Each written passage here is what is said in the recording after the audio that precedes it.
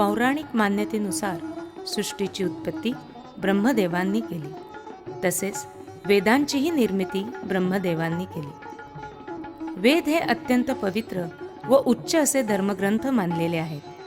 जगातील हे प्राचीन वाङ्मय भारतीयांनी आजपर्यंत अगदी प्राचीन काळापासून होते तसेच पिढ्यानपिढ्या मुखोद्गत करून संरक्षित करून ठेवले आहे.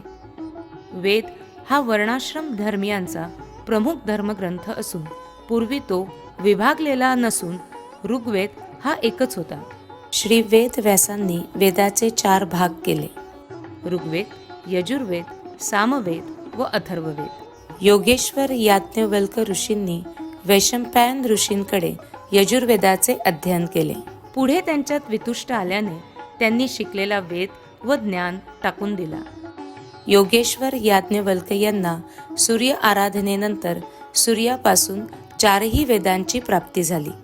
याज्ञवल्क्यांनी जे ज्ञान व वेद टाकून दिला होता तो कृष्ण यजुर्वेद म्हणून ओळखला जातो व सूर्य आराधना करून प्राप्त झालेला वेद हा शुक्ल यजुर्वेद म्हणून ओळखला जातो. याज्ञवल्क ऋषींनी शुक्ल यजुर्वेदाच्या 15 शाखा निर्माण केल्या. यातील जाबाल शाखेच्या ब्राह्मणात कठाळे कुटुंबियांचा समावेश होतो. अर्थात कठाळे हे शुक्ल यजुर्वेदीय जाबाल शाखेचे ब्राह्मण आहे. कठाळेंचे गोत्र भारद्वाज आहे.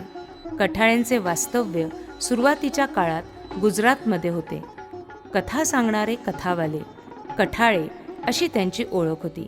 गुजरातमध्ये होणाऱ्या विविध आक्रमणामुळे सुमारे 1100 वर्षांपूर्वी जाबाल शाखीय मंडळी स्थलांतरित होऊन बुलढाणा जिल्ह्यातील वाण आणि पूर्णा नदीच्या संगमाच्या आसपास स्थायिक झाली. वाण व पूर्णा नदीच्या संगमावर प्राचीन जाबालेश्वराचे मंदिर आहे. पुढे छिंदवाडा जिल्ह्यातील देवगड येथील गोंड राजाच्या राजाश्रयाने कठाळे कुटुंबीय इसवी सन 1650च्या दरम्यान सावनेर येथे स्थलांतरित झाले. नंतर उदरनिर्वाहाच्या दृष्टीने सावनेर, मोजरी, नांदागोमो, केळवद, भंडारा, शिरसगाव बंड आदी ठिकाणी विभागले गेले. इसवी सन 2000च्या दरम्यान काही कठाळे कुटुंबीय एकत्रित आले. अनेक कुटुंबियांशी संपर्क साधून व त्यांची माहिती गोळा करून रविवार दिनांक 5 नोव्हेंबर 2000 रोजी कठाळे परिवाराचे पहिले कुलसंमेलन जोशी मंगल कार्यालय धरमपेठ येथे संपन्न झाले. भारतातील विविध शहरात निवास करणाऱ्या कठाळे कुटुंबियांच्या एकत्रीकरणातून एका कुटुंब शक्तीची निर्मिती झाली आहे. या शक्तीच्या माध्यमातून व्यक्तिगत, कौटुंबिक, सामाजिक व आर्थिक विकास साधून वेळोवेळी समाजोपयोगी सेवा प्रकल्प राबवून समाजाच्या व राष्ट्राच्या विकासात हातभार लावावा असा कठाळे परिवार प्रतिष्ठान स्थापनेमागे उद्देश आहे. कुटुंब शक्ती युगे युगे हे घोषवाक्य सार्थ करण्यासाठी समस्त कठाळे कुटुंबीय तन, मन, धनाने सहकार्य करीत आहेत. कठाळे परिवार प्रतिष्ठानतर्फे दरवर्षी विविध कौटुंबिक व सामाजिक उपक्रम राबविले जातात. विदर्भाचे पंढरपूर म्हणून प्रसिद्ध असलेल्या नागपूरपासून 28 किलोमीटर अंतरावरील श्री क्षेत्र धापेवाडा येथे आषाढ वैद्य प्रतिपदेला पांडुरंगाची यात्रा भरते. येथे येणाऱ्या वारकऱ्यांची व भाविकांची आपल्या हातून सेवा घडावी म्हणून कठाळे परिवारातर्फे महाप्रसादाचे आयोजन करून वारकरी व भाविकांमध्ये मसाले भात वितरित केला जातो.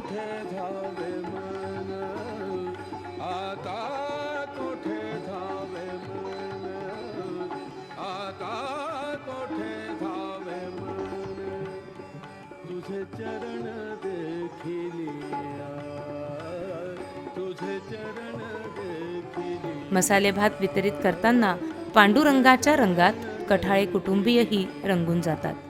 आपल्या देशातील अनेक बालके, तरुण, वृद्ध हे sickle cell, thalassaemia, blood cancer यासारख्या रोगांनी ग्रस्त आहेत.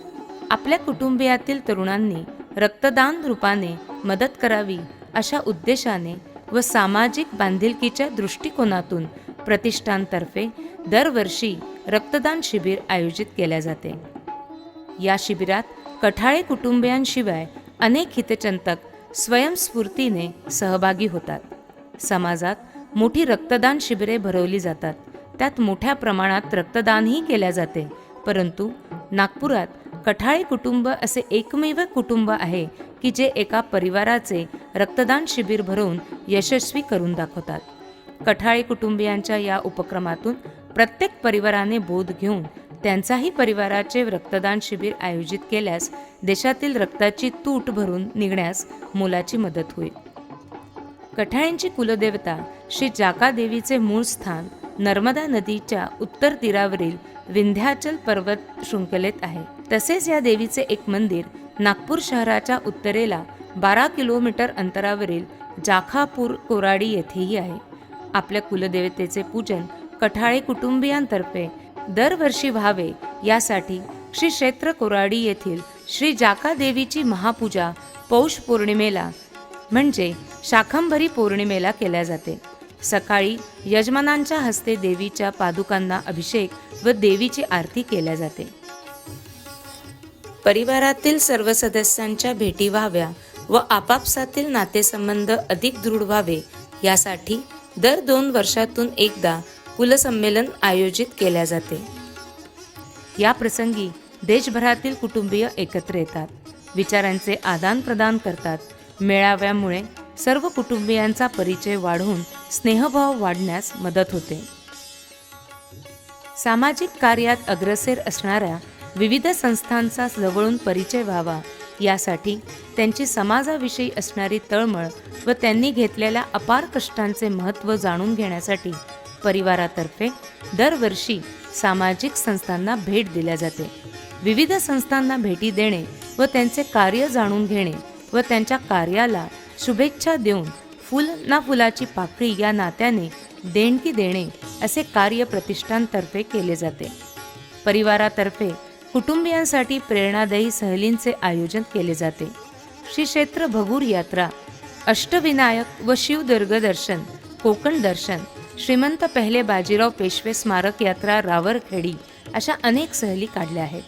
पश्चिम नागपूर नागरिक संघातर्फे रामनगर नागपूर येथून दरवर्षी रामनवमी निमित्त शोभायात्रा काढण्यात येते।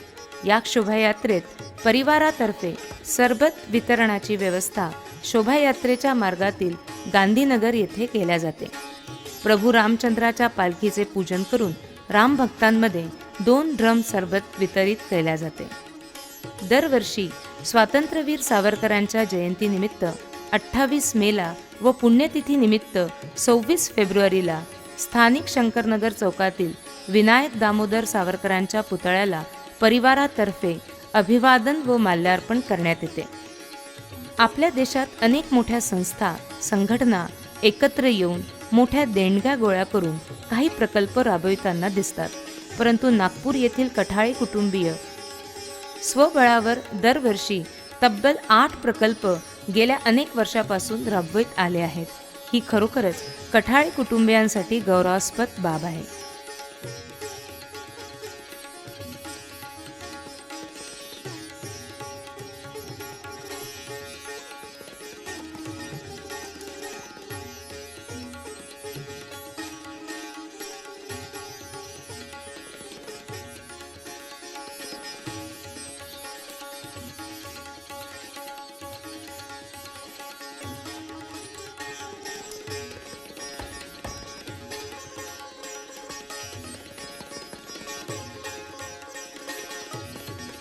आज कठाळे परिवार प्रतिष्ठानला 25 वर्ष पूर्ण झाली आहे।